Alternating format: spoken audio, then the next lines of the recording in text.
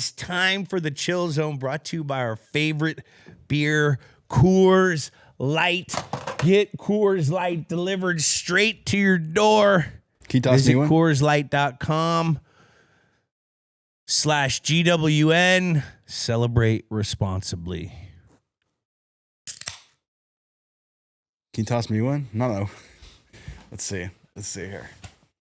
Oh, soft hands, Kyler. Oh. Ugly finder.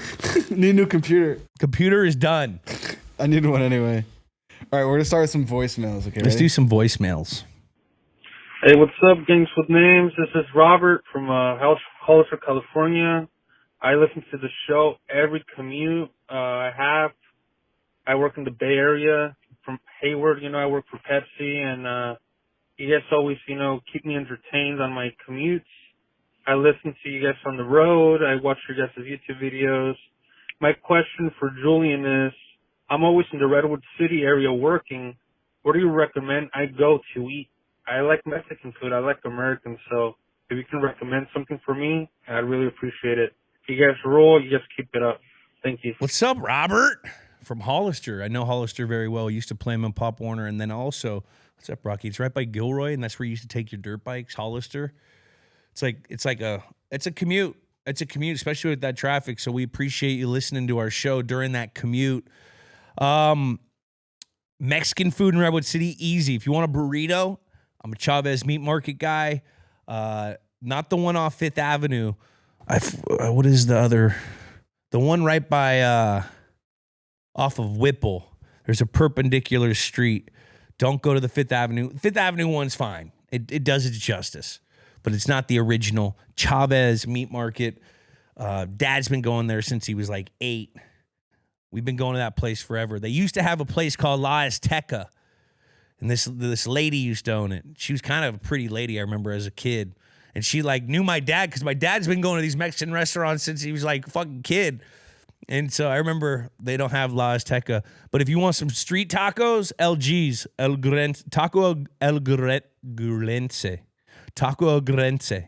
Damn, I can't roll my R with my dip in right now. So, yeah. What's the burrito, order? Chavez Meat Market, tacos, LG's, Taco El Gurense. There's like 4 of them. Those are my spots. What are you ordering there? I always just get a super burrito at Chavez. So what's that, guac and sour cream? No guac. I don't like guac in my burrito. Okay. I like my burritos sour creamy. Okay. So I go, they throw in a pinto bean, rice, pico de gallo, salsa, queso. I usually go with the carne asado or pollo asado. And then they put like a pico de gallo in there with crema, queso. Yeah, it's pretty good. It's like my favorite. I like and it's got like the runny sour cream. Yeah. You have to have runny sour cream yeah. for Mexican food. Yeah. You can't be having like some fucking, what is it, some dolls or whatever, like squeezing some sour cream that you should be putting. No, are you ever like, for burritos, I'm a big like burrito and sauce on top of every bite. Yeah, you got to get their salsa verde and you put it every bite. Yeah. Every bite. And then tacos, LG's, I just go, they also have kind of sneaky good quesadillas where they make the quesadilla and then they cut it up and they put lettuce, sour cream, and the salsa. It's a fucking messy quesadilla. In the quesadilla? On top of it. Okay, yeah. So you have to use fork and knife or you're going hands. Yeah. Me and my boy Dro used to snag those all the time. Now, is it a type of place that's cutting up with, like, like the spatulas? Yeah. They're cutting it up with that? Oh, no, they're just cutting. So they'll grab this is how they do it. They grab the piece of the meat, and they used to be able to eyeball it. Now they've gotten a little too capitalistic now for my liking, where they're measuring shit out. Yeah. I understand where you're going, but they used to eyeball it, and then they fucking cut it right there. Pop, pop, pop, pop, pop, pop, pop, pop, with the butcher knife. Yeah. And they pop, pop, pop, pop, pop.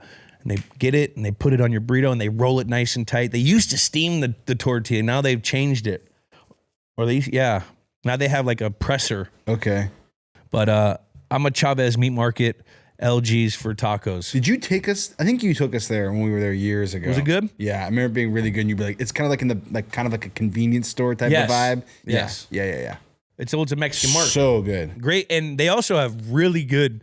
So that's what we'll do is we'll buy a bunch of their meat there because it's a meat market. And you can buy and you can make your own tacos. So like if I do tacos, I'll buy their meat. Some tortillas. They season it, and they got like the flank steak, like the very thin. Yeah. And then you put that on there, and bang, and you get the sides with it, all their salsas and stuff. Like we always do that. We cater with them a bunch. I love Chavez Meat Market. Shit, I might get a burrito tonight. I know they don't have. It's different though because it's a here. mission style burrito. The tortillas are different. Yeah. And we're mission style. Like out here, they don't put rice and beans in there. Dude, my spot does. Which is it? Taco Gualaguetza.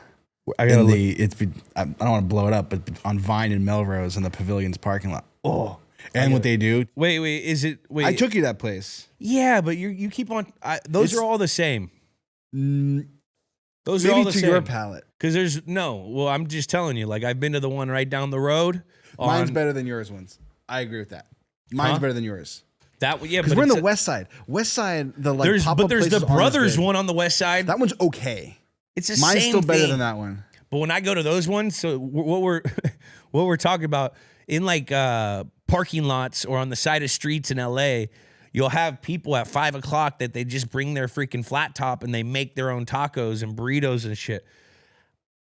Only one complaint for me, but I solved the complaint. I bring my own crema, so I'll bring sour cream. Because you'll order your thing and then you put your own shit on and then they roll it for you. So I'll put my shit in, I'll get my sour cream out of my pocket and I'll pour it on there. And my dude always looks at me and goes, "That's smart." So you bring sour cream and then you put it in when they roll it? I put it in. See, I put the sour cream on top when I'm eating. I like the juices to formulate in the burrito with the sour cream. Okay. Then it becomes like creamy juice. I might have to steal that move. Yeah, it's a spectacular move. Like it's so much work for me to do that. I only do it like once a month. Cause like I gotta plan it out because I get sicked out with like if the sour cream gets too warm. Yeah, no, I understand. You know what I mean? So, but those are the best around here for those kind of things. It's a different style burrito because like a Mission style burrito, it's a little bit tighter. The tortilla's a little bit different. Gonna have sour cream, rice, mandatory, bean. Guac generally. They usually have a pico too in NorCal. Like a lot of times they'll just put cilantro onion here. I like a little tomato in there. Yeah, I agree. A little lime juice in there. The place that I go to, when you get a burrito, you can ask with con queso. They throw the cheese down on the grill. Yeah, and then they put this tortilla on top, and I've been them all. How long have you been a Boston fan? And did you hate any Boston players or teams growing up? Thanks, Jules. Have a nice day. What's up, buddy? I've been a Boston fan. I became a Boston fan right when I got drafted. 2009. I went out and bought me a Celtics hat. I went out and got me a Red Sox hat. I've never, like on the West Coast, you really didn't know about Boston all that much. I knew they were the sexy team with Kurt Schilling and those guys. And like you all liked Big Papi, but they were kind of like, they were the likable team to a West Coaster compared to the Yankees. The underdog to the Yankees, like evil I empire. hated the Yankees growing up. Yeah. Sick hat. Loved the hat. Loved the unis. But I can never wear a Yankees cap. Like even as a kid. Just like I don't like the Dodgers. You know, I'm a Bay Area kid. I hate the LA Dodgers hat. Such a sick hat. But I can't wear it. You know, I'm a SF fan. But I would say 2009 because when I got there, the Celtics just won the championship in 2008. Big three. And then I got to go to the playoffs when they were playing against the Lakers as a rookie. And I started going to basketball. That was like the first basketball games I really went to. And the Bruins were doing good. And I became friends with a bunch of the Bruins. So I think right when I got there, I like took on the Boston thing. I was like, man, I fucking love this place. Pro City town. It's kind of like my Bay Area. And like it didn't have any refute. Like it didn't refute with San Francisco. I understand. You know what I mean? It's a nice, clean, different conference or different side of the country. Yeah. It's not offensive. There's no rivalries. I totally understand. But it wasn't like the Lakers or Yankees where you just hated both of them because those are the great. You know what I mean? Even though the Boston teams were the greats too, but it's a different. They've always been like an underdog looking team. Yeah, I understand. I just bought a LA Kings shirt yesterday just because like there is no friction between them and the Penguins, and they had a sick thing. So it's like I understand the cross country, the conference. Ever since that LA skate, I've felt a little more part of this community. Yeah, and like I've looked at the Kings games now a little. Yeah, we should go to they'll probably be in the playoffs. We should go to a playoff game. We should. Coming up. That'd be sick. So, Boston was just in town. So was there any we went last night. Was there any Boston players you hated? I didn't hate any of the I liked Garcia Papara. I liked how everyone said their name. What is his name? Nomar Garcia Parra. Yeah, Nomar Garcia Parra. I just remember watching shit. Dude, and I like the batting glove stuff. He'd be cooked with the fucking shot clock now. Yeah. Just cooked. And I loved Poppy. I mean, Poppy was like, I just remember in high school seeing this guy swearing at the mic after they just won a World Series and beat the Yankees. I was like, this guy is fucking badass. Now, you must have had eyes on Tom Brady being a Bay kid playing for the Patriots so I actually even more, you're refreshing me. So Tom was from my area, so I liked I had no clue that they were part of Boston, though. I didn't know where New England was before I got there. So like I didn't know. You just had like zero clue, or you just knew it was generally in the Northeast? I remember watching it on fucking, like the pregame of Madden. I would play with the Patriots after like Tom won a Super Bowl in like 2001 or something. Yeah. And I'm like, where the fuck is this place? It's like in a forest. Like there's no city. You know what I mean? Yeah. I didn't really know what New England was that. And then, I always rooted for Tom because he was from right where I grew up, and he was kind of the underdog, like the whole Michigan story. He had to play for his job. Like that was all kind of known in the Bay. Yeah. And then also like Peyton Manning was the guy, and everyone was hyping him up, and then Tom came and he was winning. Like I liked that story. Well, he was kind of in that same like Boston Red Sox underdog in the first dynasty. Yeah. He was in that easy to root for, likable kid, and then the Bay connection, I'm assuming, would just the Bay connection was everything. Good question. That was a really good question, young man. Yeah, Julian Edelman, it's your boy, Macho Man Randy Savage, yeah. You see, I'm playing above the Games with Name studio in the Goodyear Blimp, and I've been thinking about coming down there, because there's something I gotta teach you, I'm gonna bend you over my knee and take off this World Heavyweight Championship belt, and beat you with it like your daddy should've, You ain't gonna be able to handle what the Macho Man's got coming for you. You're gonna rise to the top like the cream of the crop. I'll get you later, little boy, No question, but pretty good Macho. Was that just Jack? Too much Coors Light? Oh, yeah. We should start picking in a post segment. I just want to pick a Macho Man Randy Savage clip that I find, and we just talk about it for 2 minutes, 3 minutes. Conan O'Brien, when NBC and Universal merged years ago, when Conan O'Brien was doing the Late Show, whatever it used to be called, he had a Walker Texas Ranger lever, and every once in a while he just pulled a lever and it'd just be the most random, hilarious Walker Texas Ranger clip. I feel like we could do that for Macho Man. Yeah, definitely. The Macho Man lever. I think I saw him skiing on the Alps last week for my algorithm.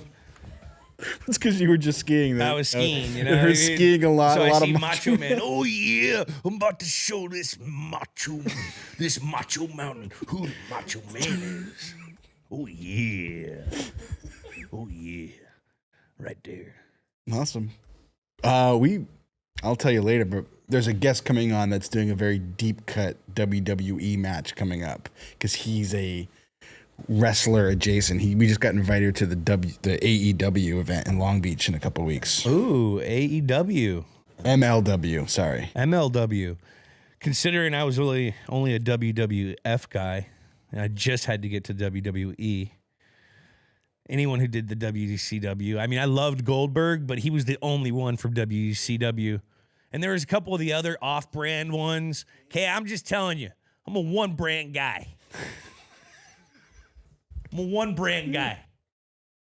All right. WWF that turned into WWE. This might speak to my childhood, but when I think WWF, I do actually think the World Wildlife Federation because I had a picture. It was a sticker of a panda with WWF on my parents' refrigerator. And it's hard to believe they won. Anyway, last voicemail. Hey, Jules. My dad and I have always wondered, in Super Bowl 49, right after the Malcolm Butler interception, Michael Bennett jumps offside. But what was the play call in the huddle? Was it a QB sneak or was it something different? Thanks. That's a great question. I think I want to say it was a QB sneak because we needed to gain some room. It was like on like 6 inches. You couldn't take a knee. So it was a QB sneak. We were actually tripping not tripping, but like on high alert, like, boys, we need to execute this play. The game's not over. And, thankfully, Mike jumped off sides, and that was the game. And then we had melee after melee, and then it was fucking WWF out there. So, but it was a QB sneak. That's something that gets lost with that game is that after the interception, it wasn't just like confetti. There was that balls on the 6-inch line. You got to not have a safety here. Gronk and Michael just fucking throwing haymakers. And Slater's jumping up and down. And it was kind of at the point where, like, I bet you at that point, I'm thinking now, like, looking back on it, you could probably get a couple punches and you wouldn't get suspended. Why was Slater on the field? Because he was always in the right tight diamond kill part of the field. But isn't that Neil? I think he may have been in it as also. He would always be on there just because he would be the safety. Okay. If anything ever were to happen. If there was a fumbled snap, they somehow got it. He was like our fastest guy that can go get him. Fastest, smart. You trust him on the field. Yeah. So we always put Slate on right tight diamond kill. Best play in football. The knee. All right. Before we wrap up, let's go. Some of you might know we've been doing YouTube premieres for full-length episodes. Jack's in there. I'm in there. You've been in there. It's a lot of fun. This is the whole crew of people. The meme account's in there. Shout out Dallin. And we encourage you to leave comments that we will communicate and talk about on the show. Well, here they are. Also, it's good for the algorithm to comment on the show, so anything you do to help would be great. So here are some comments that people left in the full-length episodes. Do you want me to read them? Do you want to read them? Need Danny Woodhead on the show. I agree. Where is he right now? Nebraska. He's in Nebraska? He's probably golfing. He's a great golfer. Danny's an unbelievable golfer, and he's a great dad. He's probably like, and him and his wife, they're like just they're such great Midwest people. They're probably at a soccer event right now. Is Nebraska Midwest? Yeah, Nebraska's Midwest. Is Heartland different from Midwest? Yeah, I don't know, but I put the... Yeah, it's all... They're in the same. Yeah, okay. Just delightful people. He's a top person that people recommend to have on the show. Danny Woodhead. Yeah, we need to. I think he has his own shows and stuff, doesn't he? Yeah, I think so. I think he's had some stuff before. I would love to have Woody on. Give you some golfing tips? Yeah, I need a lot of them. Woody is like scratch. I remember hearing about him when we were playing. And he's got a lot more time on his hand to work on that shit, so he's probably fucking... Didn't he try to qualify a couple times? I remember we tweeted for some shit for him. He was close, I think, in the U.S. Open. I don't know. I have to double check on that. But that was Aiden Lemire 21. Thanks for that comment. Drake Ankrum. Episodes with both McCourtys would be dope. I think that would be amazing, too. Can you tell them apart? Yeah, easy. Easy? I can easily tell them apart. I don't know why, but I can. When you know twins, it's actually super easy to know them apart. It's just when you don't know them that it's hard. Jason, like, in his eye area... Like right here for podcasters that are listening, it's right here if you look. Like I see it right in this area, like the eyes, they're a little different. And the shape of the head is a little different too. Okay. It's easy to notice that when they're shaved. Yeah. Both big. Yeah. But shape's a little. And the voices are different too. I know the voice too. And the tones are different. The tones are different. Devin's an asshole tone. Jason's an informational tone. What's the difference between? Can you an example of an asshole tone? I don't know. Dev's they're fucking. They'd be amazing on the show because they're just. Those were the guys that spoke in front of the team. They could speak in front of people. Yeah. Oh, I love. They're really good to watch too. Yeah, they're great. At base Shaughnessy 5314. Intelligence was key. Intelligence was the key to New England's dynasty. All these former Pats are intelligent guys. Intelligent, not reading. There's a fine line between those two. Doesn't mean you don't have to be a great reader to be intelligent. Yeah. Completely agree. Yeah, me too. Yeah, I mean, we had some smart guys. Yeah. I mean, we were in class all day. And like, if you didn't do good on your test, you got fired. So guys, you had to stick around. Guys had to be able to retain information. There's one, you know what I mean? We had a really good group of guys. There wasn't that many assholes. There weren't many. There wasn't any really. Yeah. Guys worked hard, and that was a product of, because of our leadership, the guys at the top, the Tom Brady's, no one else thought they could. Yeah. You know, it's not cool when you roll up into the locker room with like 10 chains and fucking new. No, it's cool is when you roll up and you break down a coverage with the quarterback that you saw in the game that he saw and create that conversation. That's fucking cool. Because you know what that turns into? That turns into another chain. Yeah. If he throws you the rock. Yeah. One of our favorite things about this show is that generally athletes and football players don't really have the opportunity to have a long form piece of media out there. Yeah. So it's like we bring all these Patriots guys, front office and players, and there's 2-3 hours where they can talk and you can just talk football and you can really like dive into the intelligence of these guys. What's her name? Or what's the name? Bay Shaughnessy 5314. Bay Shaughnessy. That's probably directed to Rid. She's like, man, Rid's a lot smarter than I thought he was. Why would you say that, Jules? Why would you? I don't know, because he's a running back. But Rid's a funny ass dude. He didn't talk that much, and that was his first podcast. So she probably saw the Ridley episode. She said, like, man, I didn't think he was that smart, but he's pretty fucking smart. Yeah. And if Rid's that smart, Yeah. how much? Yeah. We got to do more stuff with Rid. He was great. He's got more stories too. He's the best. A couple more here. DA. Get Jay Moore on. I know. Get Jay Moore on. Saw him escort Jeannie in the opening shot. Funny dude and big sports guy. That was a couple weeks ago. Yeah. And we were texting back and forth, and I had to travel, and we got to do a pod swap for sure. He's definitely a funny guy. I mean, he spent like 20 minutes going through like the memorabilia, Everything. like roasting. He had a story on everything. Yeah. Yeah. We got to get him on the show, and we got to do his show. Noseball. Got Jeannie Buss before we got Tom. Unreal. Yeah, I know. Pretty unreal. Does the bubble championship really count? Yeah. Yeah. All the teams were there, right? Yeah. You had to beat every team to win. Yeah. Okay. Last couple here.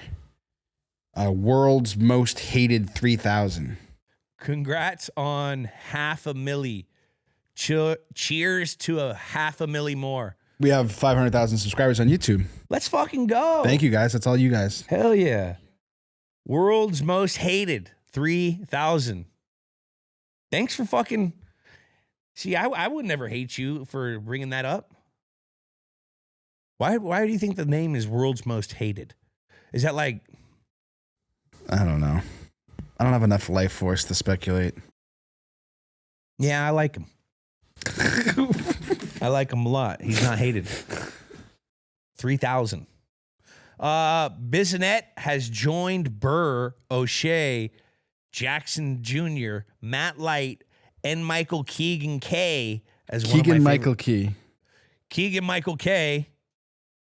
Bissonette has now joined Burr, O'Shea Jackson Jr., Matt Light, and Michael Keegan K. But I think it's Jules is reading it right. It's Keegan Michael Key, right? But the comment is flipped. So you're right, but you're wrong. You're right, they're wrong, but you're just, I'm Ron Burgundy moment here. K, right? Key. It's Key. It's Yeah. Keegan Michael Key. They have it Michael Keegan Key. Michael Keegan? No, it's Keegan Michael Key. Go see Transformers 1. Great. Fuck. Go get a Coney Island dog. Bissonette's funny. Yeah, he was great. The This Biz. is just a new listener, right? These are like the last couple episodes. Yeah. Yeah. You gotta go get up in those weeds, bud. Yeah. Go get in the weeds and you'll see some real funny shit too. And then the last one. This is our top requested game now that we've done a lot of the Patriots Super Bowls. Got to do Fight Night at the Joe. Darren McCarty will come on for sure. Maybe Patrick Waugh. We actually fun fact, we are talking with Darren McCarty. He wants to come on the show. It's scheduling. I also want to be greedy and get Claude Lemieux on too. But that'll happen. That's going to happen. Got it. We're full hockey podcast now. Dude, you know who reached out? I don't even know I should say this. You know who reached out? No. Yeah, Gretzky did. The NHL reached out. Oh. Well, Gretzky's bigger than the NHL, I think, isn't he? What's that? Is Gretzky bigger than the NHL? No. Not yet. They're like, it's Tom Brady bigger than the NFL. The NFL. No, right? Is it Tom or Bill, right? You can't, I'm joking. It was a joke. It's funny. But the NHL representing Lord Stanley Cup. Lord Stanley Cup might be on this couch here soon, I heard, huh? We'll see. This might get cut, but if it doesn't, we'll see. We had the basketball. Yeah. What is that one called? Larry O'Brien. We've had Larry on. Yeah. We're about to have Stanley. Yeah. You can't even get old Vinny in This is what the NHL guy said. We had a Larry O'Brien trophy on Games with Names, but we can have the Stanley Cup on Games with Names. Oh, hockey. Getting your fingernails pretty dirty there.